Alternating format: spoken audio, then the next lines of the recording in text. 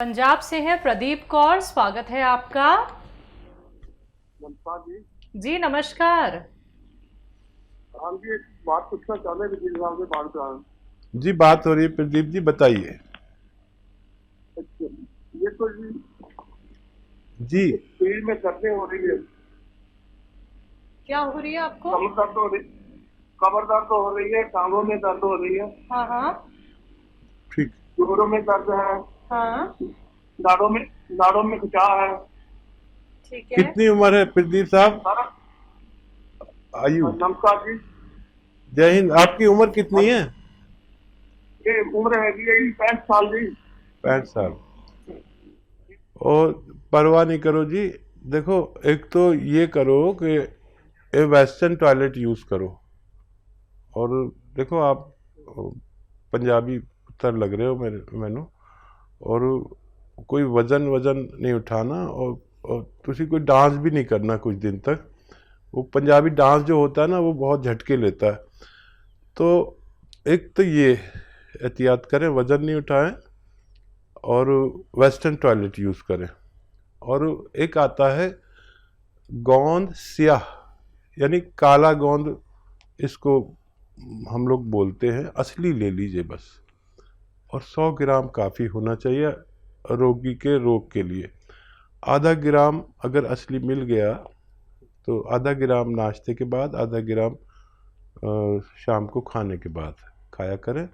पानी से या थोड़े पतले दूध से, यानी बगैर चर्बी के दूध से खाएं तो बहुत अच्छा। थोड़ा सब्र करना, इस रोग के लिए ये अच्छा इलाज माना जाता है।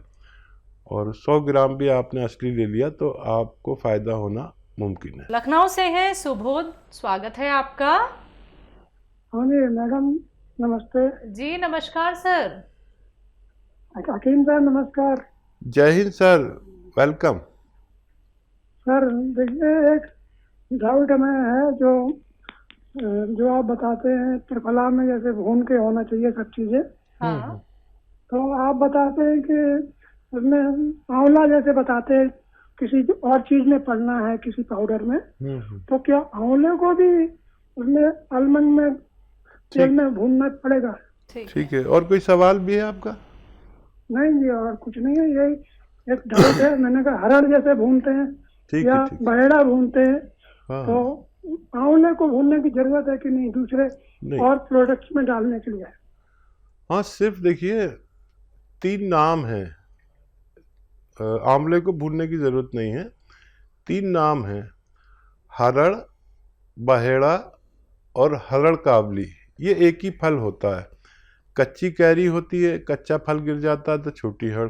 बहेड़ा जो उसमें अंदर गुठली पड़ जाती है उसे बहेड़ा कहते हैं, और उसकी गुठली जब पुख्ता मजबूत हो जाती है तो उसे हरड़ काबली कहते हैं। ये तीनों एक ही फल हैं। तो ये जहाँ भी इस्तेमाल हों उनको इसमें कम से कम ये अरंडी के तेल में, जिसे कैस्ट्रॉल ऑयल कहते हैं, या बादाम के तेल में, या फिर भी अगर कुछ भी नहीं हो तो फिर किसी भी तेल में भून लें। लेकिन इन तेलों में भूनकर इसके नतीजे बहुत अच्छे हैं। ये बहुत कीमती और फ़ायदेमंद चीज़ है उन लोगों के लिए जो इसे भूनकर इस्तेमाल करते हैं। और ये अगर भूने नहीं जाए तो ये आंतों में अल्सर तक कर देती है, और फिर पूरी ज़िंदगी अल्सर, आंतों के अल्सर कहते हैं, आंतों के छाले, आंतों के ज़ख़म, तो ये उसमें मुब्तला कर देती है। खुदारा आप इसको भूनकर इस्तेमाल करें और फ़ायदा उठाएं। जी अगली कॉलर है सिमरन जी, स्वागत है आपका। नमस्ते मैम। नमस्कार। नमस्ते डॉक्टर साहब। वेलकम सिमरन जी, स्वागतम। डॉक्टर साहब, मैम आप लोग को देख कर मेरी आधा बीमारी खत्म हो जाती है। जितने आप लोग खुश दिखते हैं उतने हम लोग की आपको देख उतने खुशी हो जाते हैं।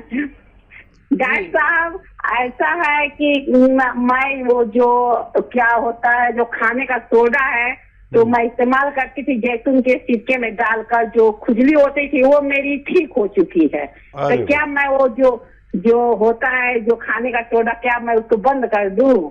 और डॉक्टर साहब मेरी स्किन बहुत ग्लो कर रही है। अब मेरी जो प्रॉब्लम थी वो 4-5 महीने मेरी खत्म हो चुकी है।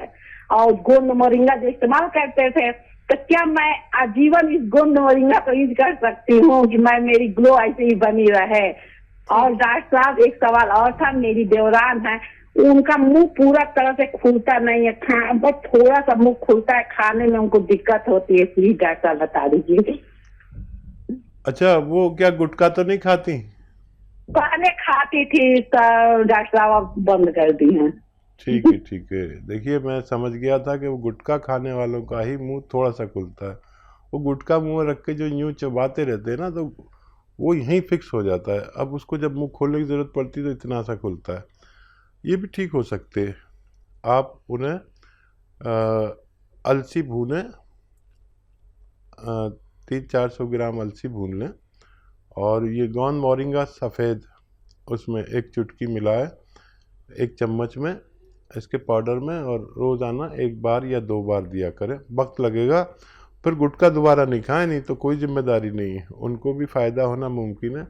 और आपकी जो प्रेम है ना, प्रेम भावना ख़ास तौर पर इनके लिए, और वो बहुत कीमती है।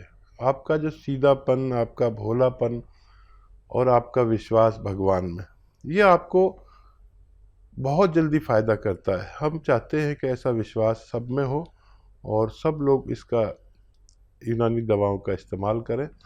आप कभी कभी तो ले सकते हैं, एक दिन छोड़ के लिया करें। अब आपके चेहरे पे पूरी ग्लो आ गई इससे, गोंद मोरिंगा से, तो आप कभी कभी लिया करें।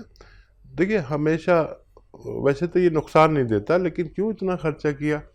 और वो सोडा भी आप कभी कभी इस्तेमाल किया करें। अब आप पूरी तरह अच्छी हो चुकी है, मेरी तरफ से बहुत बहुत मुबारक। लेकिन वादा करें आप लोगों की इसी तरह सेवा करती रहेंगी जब तक भी सांस में सांस और दम में दम है और दिमाग ठीक है। दिमाग जब तक ठीक रहता है, जब तक आदमी काम करता है। तो हमेशा लोगों की सेवा करती रहिए। आप बहुत ज़्यादा पूरे गांव की सेवा करती है, ये मुझे पता चल चुका है। जी, महाराष्ट्र से हैं तौफीक जी, स्वागत है आपका। हेलो। हेलो। हाँ जी सर, अपना सवाल कर लीजिए। मेरे राइट साइड में कोई भौरे के पास जो रक्त बहता है ना, वो नली का वो चिपक गए, वो ऐसा लगता है, बीमार जैसा लगता है राइट साइड पर, और खुद जाता है भौरे के पास, और कोई चावरा है, मतलब डसता है राइट साइड के रक्त नली का, जो बहती है ना, रक्त बहता है नली से, वो डसते जैसी लगती है, चाव के जैसी लगती है, और खुजाती भी है राइट साइड के। कहाँ पर? पैर में? नहीं, राइट साइड सिर पर। अच्छा, गौरी सिर के पर, पास इस तरफ खुजाती है। आपको आईब्रो के पास ये दिक्कत है? हाँ आईब्रो जहाँ पे आपके ये भौएं हैं, वहां पे प्रॉब्लम है ये? हाँ, भौरे के पास। आईब्रो के ऊपर इनको दिक्कत परेशानी है, दर्द होता है, और क्या तकलीफ हो रही है आपको वहां पे? खुजली भी होती है। खुजाती है, और कोई चावरा है, मतलब डसता है ऐसा लगता है, और दुखती भी है। दुखती है, राइट। खुजली होती है। ठीक है जी। हाँ, देखिए, कलौंजी का सिरका लें, कलौंजी का सिरका, और 2 या 3 चम्मच 1 गिलास पानी में डालें, और 1 चुटकी में सोडा, जितना खाने का सोडा जो हमारे किचन में होता है, मम्मी से पूछना या घर में जो भी जिम्मेदार है, वो मिलाकर रात को सोते समय 1 खुराक पिया करें। आपकी परेशानी ठीक होना मुमकिन है। जीवन मिश्रा जी, स्वागत है आपका। नमस्कार मैम। जी नमस्कार सर। हकीम जी को नमस्कार। जय हिंद, वेलकम सर। मैम, मेरा 3 सवाल है, जरा नोट कीजिए। जी बोलिए। एक पहला सवाल तो यह है कि हकीम जी ने ये बताए थे, मैंने बताया था, पीछे सवाल करा था कि 23-24 साल का मेरा बेटा है, हाँ। जिसको जो है आंख में प्रॉब्लम है, तो उन्होंने बताया था कि वो देने के लिए मुंडी बूटी 1 सप्ताह तक। जी। तो उसे 1-1 मुंडी बूटी दे रहे हैं, 2 लड़के हैं, दोनों को दे रहे हैं। तो एक को 2-3 रोज जैसे दिए तो उसके आंख चिपकने लगा है रात को, जिसका लाल रहता था। तो उससे ये पूछना है कि कोई आगे देते रहे कितने दिन तक? 1 सप्ताह बोले थे, कोई दिक्कत तो नहीं आएगी। और दूसरे की वो गांठ सी थी, उसको भी दे रहा हूँ, उसको भी 1 सप्ताह जो है देने के लिए बोले थे। और अपने मैडम के लिए मैंने बोला था कि उनको जो है सिर के पीछे जो है नस में जो है दर्द रहता है, ये सब कुरकुराहट रहती है। वो वैसे तो जो है बॉन्सिया ले ही रही है, तो उन्होंने खसखसा बताए थे मेरे को कि दूध में पीस करके देने के लिए। तो वो खसखस दे रहा हूँ, तो उससे ये दर्द में तो राहत मिली। आज 7-8 रोज हो गए, मगर पेट कब्ज होने लगा है उससे, लेकिन जो खुल के नहीं आती है। ठीक है। अभी बच्चों को तो अभी रोक दीजिए, जो मुंडी बूटी देते हैं। अच्छा, ये धीरे धीरे असर करती है। आँख में गीत बनने लगे तो अच्छी बात है, ये बुरी बात नहीं है। अपने डॉक्टर को भी दिखा सकते हैं। ये जो वायरल होते हैं ना, वायरल बुखार या एलर्जिकल कोई मर्ज, और गुहाइनी जिसके दाने दाने निकलते हैं बच्चों को, उसके लिए अब ये चीज़ें इनको 5-6 साल तक नहीं होती, ऐसा हमारा तजर्बा है। अगर आपने 5-6 दिन दिया है, लेकिन धीरे धीरे ख़त्म होती जाएंगी। खुराक डोज उनके पहुंच चुका है, और अब आप बेफिक्र हो जाइए और जो इलाज करना चाहें करें। लेकिन ये रोग अब ये मुद्दतों तक उनको परेशान नहीं करेंगे, और मैडम को भी फ़ायदा शुरू हो गया, ये और खुशी की बात है। अगर कब्ज़ होता है तो 1 चम्मच धनिया के साथ दिया करिए मैडम को। धनिया और मेथी का पाउडर बना लीजिए, जिसमें मेथी 50 ग्राम हो, धनिया 100 ग्राम। इसका पाउडर 1 चम्मच उनको खिलाएं और ये पिला दें, तो उनकी ये परेशानी भी ठीक होना मुमकिन है। और क्या सवाल? बस इनके 2 ही सवाल थे हकीम साहब। ठीक है, चलिए अगले कॉलर हैं पंजाब से। स्वागत है आपका। नमस्कार जी नमस्कार, आपका नाम क्या है? आप थोड़ा तेज आवाज में बात कीजिए सर। हाँ जी, अपने हकीम साहब से बात करना है जी। हाँ जी, हकीम साहब से बात हो रही है आपकी। मैडम, हमारे 2 सवाल हैं, 2-3 सवाल है, नोट कर लीजिए। जी सर। मैडम 2-3 सवाल है, नोट कर लीजिए मेरे। सर बोलिए, आप सवाल तो बोलिए। हाँ, पहले सजीव का दवाई हमने पूछा था, दर्दों की। हाँ जी, दर्दों की दवाई पूछा है, उसको बीपी शुगर भी है, बीपी शुगर, और रात को श्रेणी भी आती है। समझ गए आप? बीपी है, शुगर है, जिनको पैरों में दर्द है, रात को उसको श्रेणी आ जाती है। क्या आती है रात को? सोते वक्त में मुड़का आ जाता है, सोते वक्त। सर सोते वक्त उसको रात को मुड़का आ जाता है, श्रेणी आ जाती है। हम लोग समझ नहीं पा रहे। नाड़ों में बचाव है।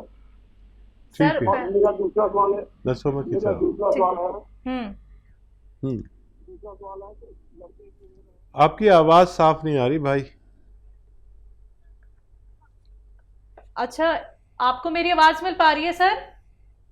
हाँ जी, सुन पा रही हाँ हूँ। जी, मैं इधर से बोलती हूँ। आप बताइए, जिनको पैरों में दर्द है, उनको बीपी है, शुगर है, नसों में खिंचाव है, और रात को मिर्गी के दौरे आते हैं?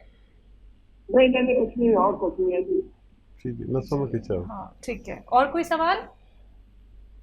और एक दूसरा सवाल है कि लड़के की उम्र 50 साल है, हाँ कि उसको बीपी शुगर रहता है, ठीक है। कि उस सिग्नल की प्रॉब्लम। जी जी, बीपी, शुगर, दर्द, नसों में खिंचाव। और देखिए, बीपी शुगर शायद 2 लोगों को है आपको, तो बीपी शुगर का इलाज लेते रहे, दवा न छोड़े जो भी आप लेते हैं। और कलौंजी का सिरका 2 चम्मच पानी में डालें, और 1 चुटकी उसमें खाने का सोडा मिलाएं, और दिन में 2 बार खाने के बाद पिए, और अपनी सारी औषधि लेते रहें जो डॉक्टर देता है, और ये लेना शुरू कर दें। तो धीरे धीरे सारी चीज़ें कंट्रोल होना मुमकिन है। और जिनको नसों में दर्द, कमर में दर्द या पैरों में खिंचाव या कहीं भी दर्द है, तो गोंद स्याह नाम का एक काला गोंद आता है जिसका असली लेना बहुत ज़रूरी है। इसको आप असली लें और इसका पाउडर बना लें। ये एक रॉ मटेरियल यानी कच्ची गोंद है एक, जो नकली बहुत मिलता है। 100 ग्राम खरीद लें, काफ़ी होना चाहिए एक रोगी के इलाज के लिए। ये 15-16 रुपये रोज़ का इलाज है। आधा ग्राम सुबह खिलाएं, आधा ग्राम शाम को खाने के बाद और नाश्ते के बाद। थोड़ा सब्र करें, धीरे धीरे धीरे धीरे ये आपके सारे जोड़ों के नसों के परेशानी को अच्छा करता है। और जिनको भी नसों में, कमर में दर्द है और जोड़ों में दर्द है, तो वो वेस्टर्न टॉयलेट का प्रयोग ज़रूर करें और ज़्यादा मेहनत ना करें, तो फ़ायदा होना मुमकिन है।